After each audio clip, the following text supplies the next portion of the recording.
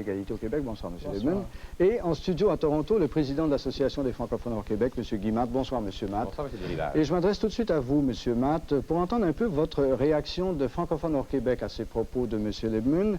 Vous avez dit, que vous aimeriez bien rencontrer M. Lebman. Voilà, il est là devant vous. Vous avez dit aussi qu'il ne faudrait quand même pas faire le débat de la minorité anglaise du Québec sur le dos des minorités françaises ailleurs au Canada. Qu'est-ce que vous vouliez dire par là au juste? Bien, vous savez, quand la communauté anglophone majoritaire du Canada est très sensible au sort qui est fait aux Anglo-Québécois. Dès qu'il y a une perception que quelque chose est fait à un seul Anglo-Québécois, on l'a vu dans le débat de la ville dans la région de Buckingham, dès qu'il y a quelque chose qui est fait à un Anglo-Québécois, la presse dans tout le pays le signale, le monte en épingle. Je ne porte pas de jugement sur ce qui peut être fait. Je dis simplement que quand quelque chose arrive à un Anglo-Québécois, ça devient une tragédie pour tout le Canada anglais. Alors, j'aimerais beaucoup que le chef du Parti Égalité, quand il va pouvoir s'exprimer au Canada anglais, puisse faire le débat et exprimer sa déception face à la façon dont sa minorité est traitée au Québec, mais ne pas commencer à dire, vous savez, les droits qu'on nous a enlevés, c'est pas comparable à ce qu'on fait au Sault-Sainte-Marie. Ça justifie, dans la population anglophone, des actions malheureuses qui sont présentement faites. Est-ce que vous avez déjà entendu des commentaires en ce sens-là, des réactions de Canadiens anglais au propos de M. Lebman allant dans ce sens-là? Je n'ai pas vu là récemment, puisque j'étais à Winnipeg en fin de semaine et que c'est là que j'ai appris ces commentaires, je n'ai pas vu de commentaires directs reliés à ce que M. Lebman vient de dire.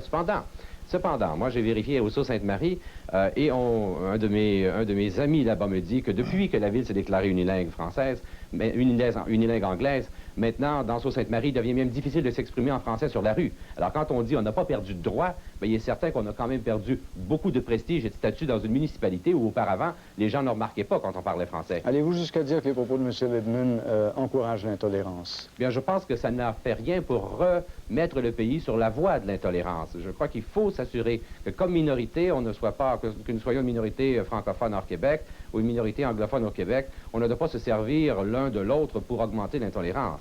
M. Lebman, qu'est-ce que vous répondez à ça? Premièrement, j'ai jamais comparé les vies des deux communautés, la communauté francophone à Ontario ou hors Québec par rapport à la communauté anglophone à Québec.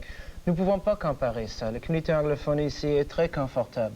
Mais les choses que j'ai dit, les choses qu'effectivement, j'ai voulu souligner, l'insulte et la blessure qui était ressentie par la communauté francophone ici à cause de la résolution sur Sainte-Marie, peut-être peuvent faire comprendre l'insulte que la communauté anglophone ici ressent à cause de certains articles de la loi 101 qui sont plus restrictifs à la résolution. Mais il ne faut pas comparer le genre de vie ici et le genre de vie là, les droits là et les droits ici, parce que chaque citoyen, même à Sault-Sainte-Marie, chaque citoyen minoritaire hors de Québec doivent demander leurs droits, comme les anglophones ici doivent demander leurs droits.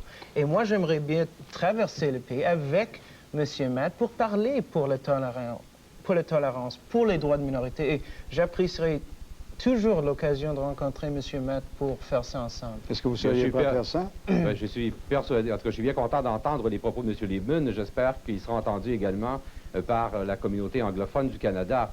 Je crois que c'est là qu'il faut avoir un impact à l'heure actuelle. On sent plus d'intolérance dans une certaine partie de la population. C'est une partie encore minime. Je ne voudrais pas que vos téléspectateurs croient que la majorité des anglophones du Canada sont devenus intolérants. C'est encore une minorité qui, à l'heure actuelle, est très vocale et cause certains dommages.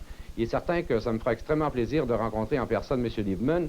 Je l'avais signalé d'ailleurs au vice-président du Parti Égalité lorsqu'il m'a appelé avant les élections, que nous serions heureux de nous rencontrer après les élections pour pouvoir partager sur les dossiers qui nous sont communs.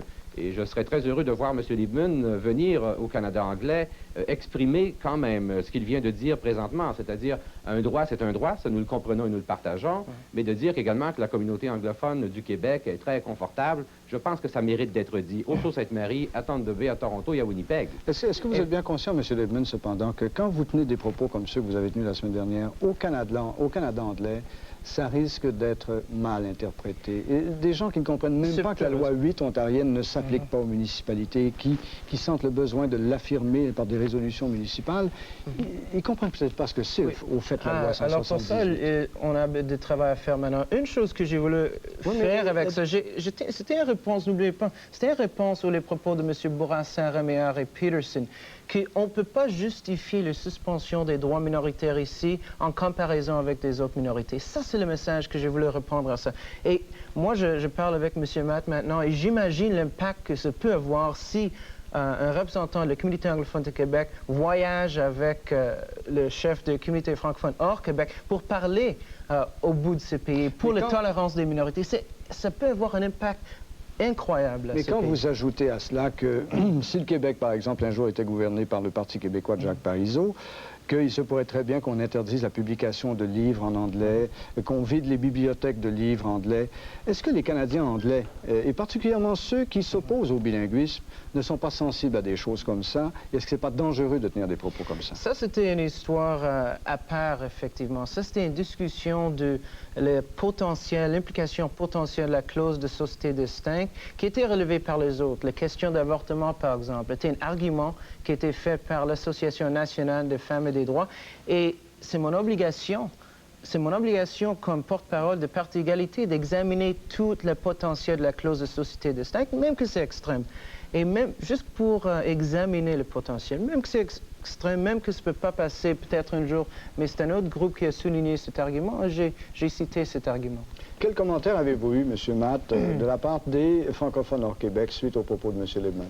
Nous, ce que nous avons trouvé, je pense que j'ai voulu signaler un peu plus tôt, c'est que nous avons trouvé un peu malheureux qu'il semblait, en tout cas dans les premiers commentaires ou ce qui était rapporté dans la presse, qu'il y avait une certaine enchère ou une surenchère que l'on faisait face aux minorités. Nous sommes plus maltraités que vous, donc vous devriez nous plaindre plus, vous êtes plus maltraités que nous. Vous savez, quand on commence à dire, si le discours en venait à dire quelle minorité est la plus maltraitée, ou quand on enlève un droit dans un endroit, il faut en enlever ailleurs, ou si on perçoit qu'on enlève un droit ou qu'on porte atteinte à des droits aux anglophones du Québec, il faut donc en enlever en Ontario ou au Nouveau-Brunswick ou en enlever au Manitoba. Je veux dire, dans quelques années, les deux minorités auront cessé d'exister sous le poids de l'intolérance. Mais à part cela, avez-vous entendu d'autres commentaires de la part de francophones hors Québec? Non, c'était vraiment une espèce de... Ça a été une surprise, d'ailleurs, parce que une surprise que nous avons eue quand nous avons vu ces commentaires, que nous en avons parlé au niveau du Conseil national des présidentes et des présidents de la Fédération, ça a été plutôt une surprise, parce que ce n'est pas un discours que nous entendons habituellement, certainement dans des milieux comme Alliance Québec, avec qui nous entretenons des liens assez serrés.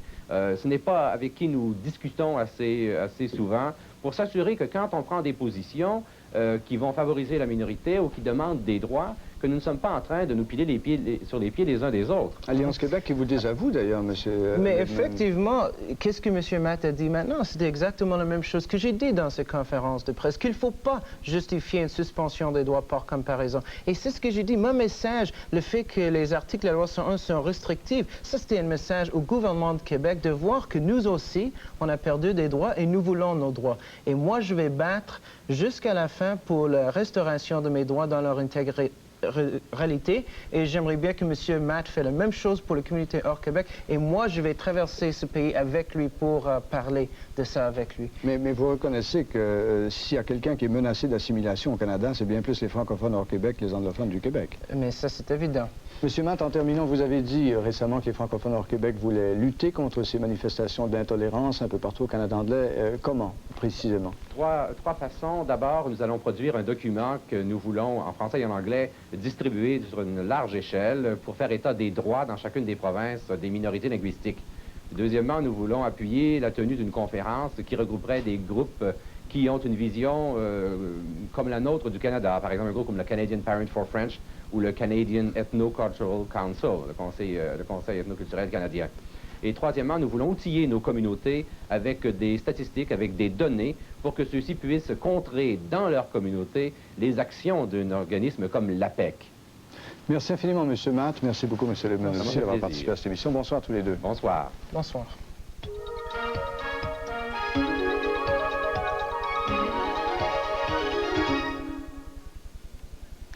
On dit de lui qu'il est le